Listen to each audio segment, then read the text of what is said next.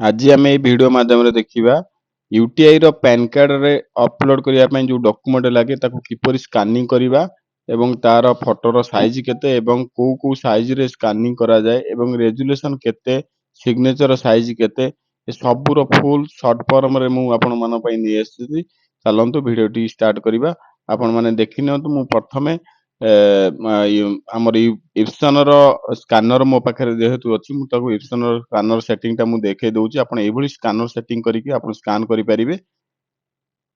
Scanning କରିବା ପାଇଁ ଆପଣଙ୍କର ଯୋଉ ଯୋଉ ଡକ୍ୟୁମେଣ୍ଟ ଦରକାର ଆପଣ ରଖିଦିଅନ୍ତୁ ଏବଂ ସ୍କାନିଂ ପୂର୍ବରୁ ଆପଣ ଦେଖିନିଅନ୍ତୁ ଏଠି ଠିକ ଚିହ୍ନ ମାରିବା ନିହାତି ଦରକାର ଏବଂ ରେଜୁଲେସନ 200 ରେ ଥିବା ଦରକାର ଏବଂ କଲର ଥିବା ଦରକାର। ଏସବୁ ସେଟିଂ କରିସାରିଲା ପରେ ଆପଣ କଣ୍ଟିନ୍ୟୁଅସଲି ସ୍କାନିଂ କରିପାରିବେ ଏବଂ ଆପଣଙ୍କ ଡକ୍ୟୁମେଣ୍ଟ ସ୍କାନିଂ ସକ୍ସେସଫୁଲ ଭାବେ ହେଇପାରିବ। ତ ଚାଲନ୍ତୁ ସ୍କାନ କରିବା ଆରମ୍ଭ କରିବା। ସ୍କାନିଂ କରିବା ପରେ ଆପଣ ଆମ ଚ୍ୟାନେଲଟିକୁ ପ୍ରଥମେ ଆଗେ ଦେଖି ନିଅନ୍ତୁ, ଚ୍ୟାନେଲ ସବସ୍କ୍ରାଇବ କରି ରଖନ୍ତୁ ଏବଂ ଲାଇକ୍ କରନ୍ତୁ, ସେୟାର କରନ୍ତୁ। ଏଇଭଳି ଟେକ୍ କିମ୍ବା ସିଏସି ର ନ୍ୟୁ ଅପଡେଟ ପାଇବା ପାଇଁ ହେଲେ ଆମ ଚ୍ୟାନେଲକୁ ସମ୍ପୂର୍ଣ୍ଣ ଭାବେ ସବସ୍କ୍ରାଇବ କରି ରଖନ୍ତୁ, ଯାହାଫଳରେ ଆମେ ଆପଣଙ୍କୁ ପ୍ରଥମେ ନୋଟିଫିକେସନ ମାଧ୍ୟମରେ ଆମେ ପଠେଇ ପାରିବୁ ଭିଡିଓଟି। ତ ସ୍କାନିଂ କରିବା ପାଇଁ ଆପଣଙ୍କ ପାଖରେ ଯେତେ ବି ପେଜ ଥିବ ତାକୁ ଆଡ ନ୍ୟୁ କରିକିରି ତ ଆଗକୁ ଯାଇପାରିବେ ଏବଂ ତାର ପ୍ରତ୍ୟେକ ପେଜ ଗୁଡାକୁ ଆପଣ ଯାହା ଯାହା ଡକ୍ୟୁମେଣ୍ଟ ଦେଇଥିବେ ସେଗୁଡା ସବୁ ଆପଣ ସମ୍ପୂର୍ଣ୍ଣ ଭାବେ ସ୍କାନିଂ କରିନିଅନ୍ତୁ। ସ୍କାନିଂ କଲା ପରେ ଆପଣଙ୍କର ଆଡ କରିକି ଲାଷ୍ଟକୁ ସେଭ୍ କରିନେବେ। ସମ୍ପୂର୍ଣ୍ଣ ଭାବେ ସ୍କାନିଂ ହେଲା ପରେ ଆପଣ ଦେଖି ନିଅନ୍ତୁ ଆପଣଙ୍କ ପିଡିଏଫ ଟି କୋଉଠି ରହିଲା ଏବଂ ପିଡିଏଫ ଟି ସ୍କାନିଂ ଭାବେ ଯୋଉଠି ରଖିଛନ୍ତି ତାକୁ ଆଗେ ଫାଇଣ୍ଡ ଆଉଟ୍ କରିନିଅନ୍ତୁ। ଯଦି ଆପଣ ପାଉନାହାନ୍ତି ଦେଖି ନିଅନ୍ତୁ ଆଗେ ସେଭ୍ କୋଉଠି ରହିଛି। ତ ଏଠାରେ ଆପଣଙ୍କର ସେଭ୍ ଅଛି। ଯଦି ଆପଣ ଆ ଭିତରେ କିଛି ବି ପାଉନାହାନ୍ତି, ଏମିତି ସର୍ଟ ଫର୍ମ ରେ ଆପଣ ଦେଖିପାରିବେ ସର୍ଟ ବାୟରେ ଆପଣଙ୍କର ଡେଟ୍ ୱାଇଜ ତାକୁ ସ୍କାନିଂ କରିକି ଆପଣ ମଧ୍ୟ ଦେଖିପାରିବେ। ଦେଖିନିଅନ୍ତୁ ମୁଁ ଡେଟ୍ ୱାଇଜ ସର୍ଚ୍ଚ କରିଦେଲି ଏବଂ ମୋର ପାଖରେ ମିଳିଗଲା। ତ ଏବେ ଚାଲନ୍ତୁ ଲଗ୍ଇନ କରିବା ଆମର ସିଏସି ପୋର୍ଟାଲ ଏବଂ ତାକୁ ସ୍କାନିଂ କରି ଅପଲୋଡ କରିବା। କିପରି ଆମର ସ୍କାନିଂ ତ କମ୍ପ୍ଲିଟ ହେଇସାରିଛି, ବର୍ତ୍ତମାନ ଆମେ ସିଏସି ପୋର୍ଟାଲ ଲଗ୍ଇନ କରିନେବା। ଲଗ୍ଇନ କଲା ପରେ ଆପଣଙ୍କୁ ଫୁଲ ଡିଟେଲସ ଦେଖିବା କିପରି କୋଉଠି ସ୍କାନିଂ ଅପସନ ମିଳିବ ଏବଂ ଅପଲୋଡ କେମିତି କରାଯିବ। ତ ଚାଲନ୍ତୁ ଆଗେ ଲଗ୍ଇନ କରିନେବା। ଲଗ୍ଇନ କରିବା ପାଇଁ ଯୋଉ ଓଟିପି ଯାଏ ତ ଓଟିପି ଦେଇ ଲଗ୍ଇନ କରିନିଅନ୍ତୁ।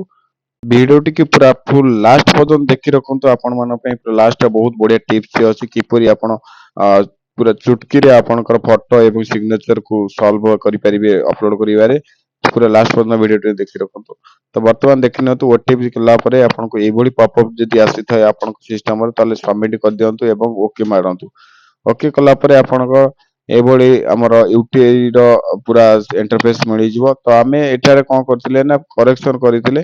ତ କରେକ୍ସନ କରିବା ପାଇଁ ଯୋଉଠି ଅପସନ ଥାଏ ମୁଁ ଦେଖେଇ ଦଉଛି। ଆପଣ ଏଟା ନ୍ୟୁ ଟ୍ୟାବ ଗଲା, ଏଠି କରେକ୍ସନ ଟ୍ୟାବ। କରେକ୍ସନ ଟ୍ୟାବ ରେ ଆପଣ କିପରି ଅପଲୋଡ ର ଅପସନ ପାଇବେ ସେଟା ଦେଖି ନିଅନ୍ତୁ। ଅପସନ କରିବା ପାଇଁ ବହୁତ ଗୁଡେ ଅପସନ ଅଛି। ଆପଣଙ୍କର ଏବେ ରିସେଣ୍ଟଲି ଯୋଉଟା କରିଥିବେ ତାର ଅପସନ ହଉଛି ଏଇଟା। ତାପରେ ଯଦି ଆପଣ କହୁଛନ୍ତି କିଛି ଦିନ ପୂର୍ବରୁ କରିଥିବେ ତାହେଲେ ଏଠାରେ ଆପଣଙ୍କର ଭିଉ ଅପଲୋଡରେ ଦେଖିବେ। ଯଦି ଅପଲୋଡ କରିସାରିଛନ୍ତି ତାହେଲେ ଏଠାରେ ଦେଖିବେ, ନଚେତ ଆପଣ ଏବେ ଯଦି ରିସେଣ୍ଟ କରିବା ପାଇଁ ଚାହୁଁଛନ୍ତି ତାହେଲେ ଏଠି ଦେଖିବେ। ପେଣ୍ଡିଂ କ୍ୟାପ ମାନେ ଆପଣ ଆଜି ଯଦି କରିଦେଇଛନ୍ତି କାଲି ଯଦି କରିବା ପାଇଁ ଅପଲୋଡ କରିବା ପାଇଁ ଚାହୁଁଛନ୍ତି ତାହେଲେ ପେଣ୍ଡିଂ କ୍ୟାପ ରେ ଥିବ। ଆପଣ ଏଠାରେ ଯାଇକି ଭିଉ କରିକିରି ଆପଣ ପେଣ୍ଡିଂ କ୍ୟାପ ଟା ଜାଣିପାରିବେ।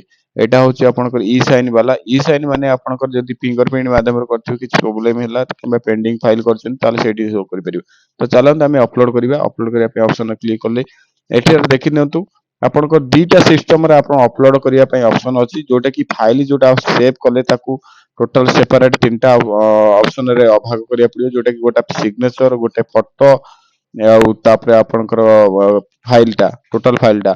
ତ ଏଥିପାଇଁ ଆପଣଙ୍କୁ ବହୁତ କିଛି କାମ କରିବାକୁ ପଡିବ। ଯେମିତି କିଛି ଏଥିରେ କରିବା ପାଇଁ ହେଲେ 213 ବାଇ 213 300 ଜିପିଏଜ ରେ ତ ଆପଣଙ୍କ ଫଟୋ ରହିବା ଦରକାର। ସିଗ୍ନେଚର 600 ଡିପିଏ ରେ ବ୍ଲାକ୍ ଆଣ୍ଡ ହ୍ୱାଇଟ ରେ ରହିବା ଦରକାର ଏବଂ ଫାଇଲ ଆପଣ 200 ଏମବି ରେ ସରି 2 ଏମବି ରେ ରହିବା ଦରକାର। ଏସବୁ କରିବା ପାଇଁ ହେଲେ ବହୁତ ଟାଇମ ଯିବ ଏବଂ ତା ଦେହରେ ବି ଆପଣଙ୍କର ସକ୍ସେସଫୁଲି ଭାବେ ପ୍ରାକ୍ଟିକାଲି ଭାବେ ଜଏନିଂ ମାନେ ଆପଣଙ୍କର ଅପଲୋଡ ହେଇପାରିବ ନାହିଁ। ତ ଏବେ ଆମେ ପୁରା ସର୍ଟ ଫର୍ମରେ କିପରି ଅପଲୋଡ କରିବା ସେ ବିଷୟରେ ଆମେ ଦେଖିବା।